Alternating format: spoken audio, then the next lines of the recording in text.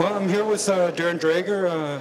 I'm a little bit starstruck here. Big fan of the things you do, especially here under the World. You've had a little insert called Dreger's Cafe. I'll start by asking you what you think of the event here at the Worlds in Hanning and here in Copenhagen. Well, look, first of all, I'm a big fan of international hockey, and the World Hockey Championship has turned into an annual staple for me. I'm here, and I try my best to do two things: lighten it up a little bit with the Dreger Cafe, but also inform people. And you know, what you can appreciate is the looseness about the players. You know, it's more conversational here at the World Hockey Championship than it is with the intensity of either the NHL regular season or the Stanley Cup playoffs. And, you know, as for the competition, you know, there's always going to be some surprises along the way, and no different, you know, this championship in Denmark. But as far as hosting goes, I thought Herning did a terrific job. You know, Canada was well looked after. All of the teams on that side had a great preliminary round, and likewise here in Copenhagen with the medal round. So, tough act to follow, no question about that. Denmark should be proud.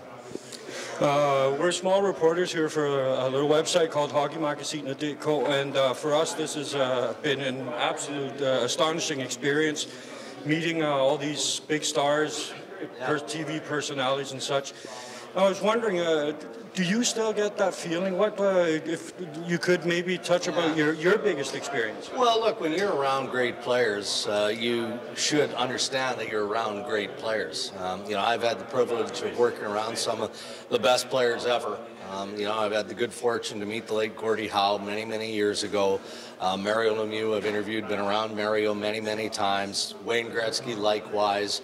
You know, now we talk on a daily basis about Sidney Crosby, who's won 3 Stanley Cups with the Pittsburgh Penguins. And here in Herning and in Copenhagen, it was about Connor McDavid and the world getting to see, at least from a European perspective, live what Connor McDavid is all about.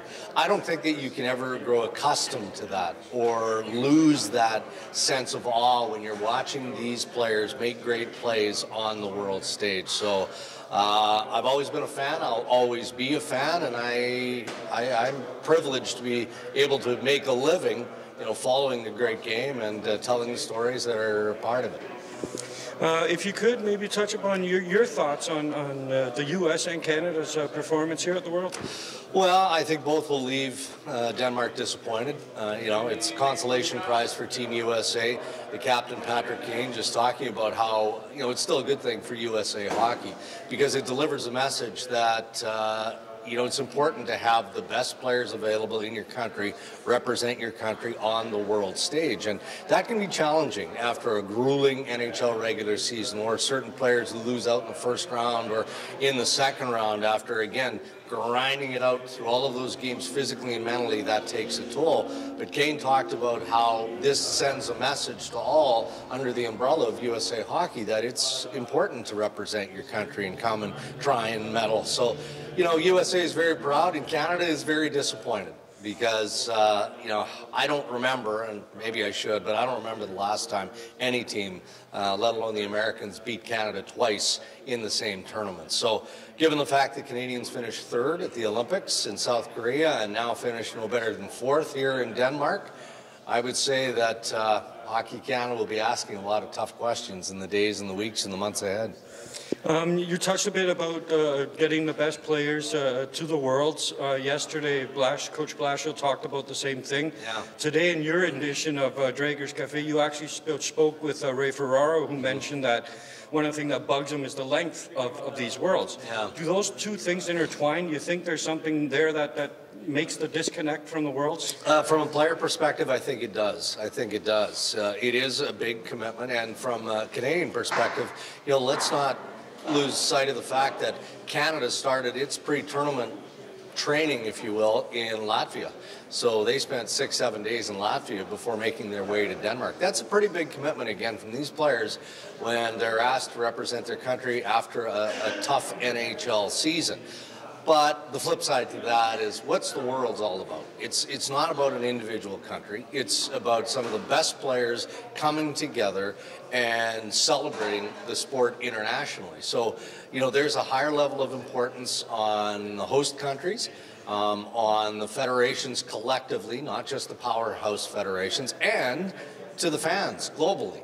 So, you know, it's a bit of a give and take, but perhaps a look at shortening the tournament in the future, but I don't think that that should be a decision-making tool when it comes to a player deciding whether or not he wants to play for his country. Finally, the last question I want to ask you is a bit of maybe a learning question for me. Sure. You're one of the most informed insiders in the NHL here in Little Denmark. That's a very tough job. Do you have any tips? Well, be good to people. Number one, that's what I learned very early in my career. I was never a professional player, but I recognized that I had hockey in my blood pretty early as a young guy, and I wanted to stay in the sport in some capacity. And excuse me, I had the good fortune of getting to know some pretty influential hockey people now very early in my career. And one thing that I learned, it's no different among friends and among family. If you treat people the right way, they'll treat you the right way. Now, sometimes there's secrets that are shared and there's information that is shared. That's how I do my job. But I'm proud to say that the reason that I've been able to do my job as well as I can, for as long as I can, is because people trust my information and trust that they're not going to get burned when they help me deliver some of that information. Well, thanks a lot. It's been a privilege, and take care and have a safe trip home. Thanks for having me.